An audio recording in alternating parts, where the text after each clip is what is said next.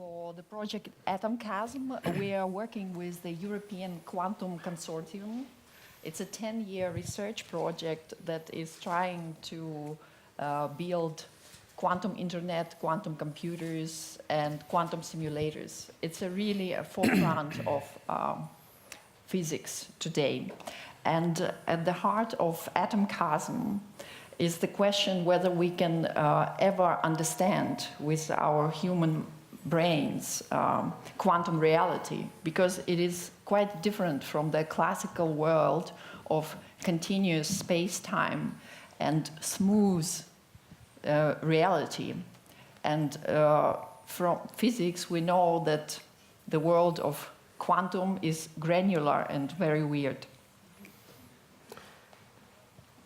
Abandoning the mythical narrative of their predecessors in favor of empirical observations and dialogue-driven thought experiments, the first Greek philosophers sought to explain physis, nature, from its own unfolding.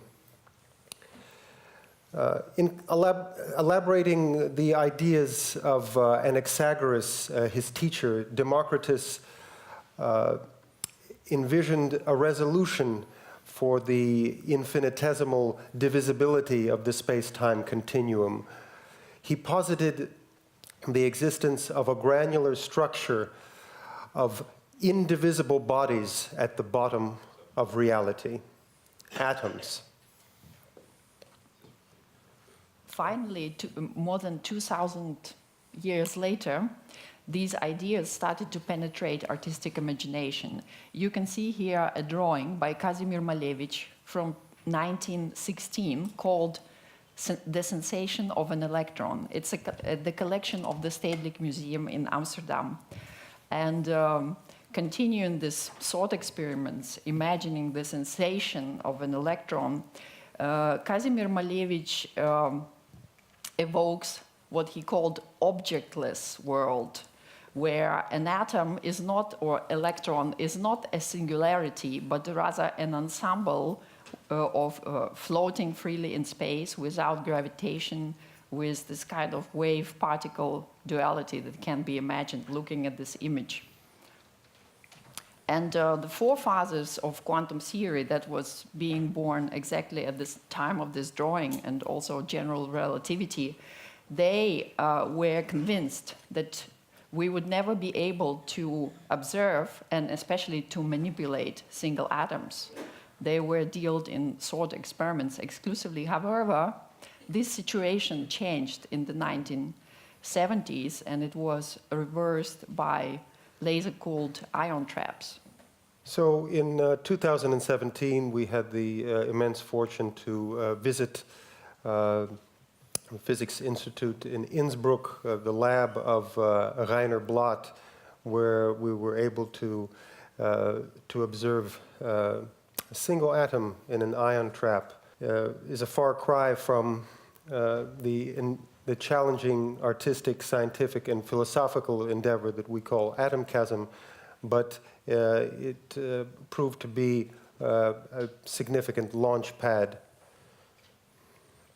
And here you see the design of this quadrupolar ion trap where a single atom is placed, and we cannot see the atom. However, we can see the light that it emits when being excited. We also created already 2 artworks with ion traps, a very simple one. So here it's a 2 centimeter in diameter quadrupolar ion trap in which spores of lycopodium are levitated, so seeds of trees. And they are 20 micrometers in diameter, so you cannot see an individual entity with a naked eye. However, when trapped and levitated and lit with a very powerful laser, not only you can see them and their movements, we also created an optical projection, live optical projection that you see now on the image, that allows you to observe it magnified. And another ion trap artwork that we created called Quantum Lattice positions the field in such a way that in this case will levitate hollow glass microspheres that are also quite tiny, from 80 to 100 micrometers in diameter, and some of them move in square orbits. You see them here. Yes, square-shaped orbits cannot be found elsewhere in nature, and we also find this to be sort of an homage to the black square of Malevich. Okay. We give the floor to Robert Lew, our collaborator at Stuttgart University. Okay, now the task is to bring this down to the atomic scale. So these glass spheres are easily to see with a laser, but an atom spits out not so many photons. And the question is like, how much can you see? And I have here this map where I compare the brightness of a single barium ion with the stars we have on the sky. And actually, if you make a little computation, you can find out that the little single barium ion in such a ion trap is almost like as bright as the fourth brightest star in the universe. So if you look up to the Milky Way, and if you look, for example, at the Ursa Major, and then you know there's a central star, the Maigret, and this star you can easily see if you go outside and look to the sky, but our atom is about 30 times brighter than this star, so it should be easily doable to make this ion visible to the public.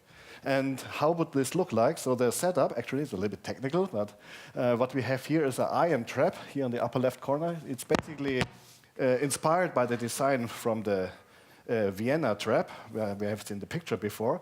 Basically, it's rods which are highly charged to several kilovolts of voltage, and in this elongated trap, you see, has like this elongated geometry. We can put in hundreds of ions which are sitting next by to each other, like in a string. And then what we need inside this chamber, we need a lens to collect all the light and guide it to our eye. And then the whole thing is closed because we need the absolute best vacuum we can think of. So the vacuum is much better than you have everything outside in the universe. And this thing is like on the size, I mean, the whole chamber you see on the upper left corner is on the size of this dimensions. And now the interesting thing is like this thing should go to a public place where you can just walk there. And now the idea is not that you look into like a microscope or so. No, you should really float through the room and see it with your bare eyes, how these little dots are sitting inside. And we made some calculations how these optics look like. I don't want to tell you the details, but with this optics, and it's actually quite complicated optical elements we have to align to do this, you can really go into a place, look into this vacuum chamber and see the single ions blinking. And why do they blink? Because they actually undergo quantum jumps, which you can see with your bare eyes. Very good. So, well, what is a quantum jump? You know, a quantum jump is something that for many years, many dozens of years after quantum mechanics was found, it was not clear whether it existed. And actually, it was found only 20, 30 years ago that indeed those quantum jumps exist. And they are a good part to the answer to the first question that was asked, which is, can we ever possibly understand quantum mechanics? And the answer is no. And, well, why? Because a quantum jump is, in essence, an effect without a cause. So the whole chain of causality on which we are used to think that this world relies, which is also called karma in some other culture, you know, evaporates, disappears, is no longer there. And this is something which we really cannot conceive. And the amazing thing is, which inspired us to collaborate with those amazing artists to create this work, is that this is really the foundation both for one of the most fascinating and mind-blowing aspects of science, as well as for technology. So this big project, over 1 billion euros for 10 years, funded by the European Commission, is to create a quantum computer and a quantum internet, as was said. And how do you make a quantum computer? It is done in this lab, which the artists visited 1.5 years ago in Innsbruck and in other labs around the world, in which you take, you know, these ions and you put them together, and these ions build a register and they're used as quantum bits. So at the same time, in the same object, you can visualize, you can perceive, you can encounter both the most fundamental and literally inconceivable aspect of modern science and some of the most advanced and unbelievable progresses in modern technology. Thank you very much.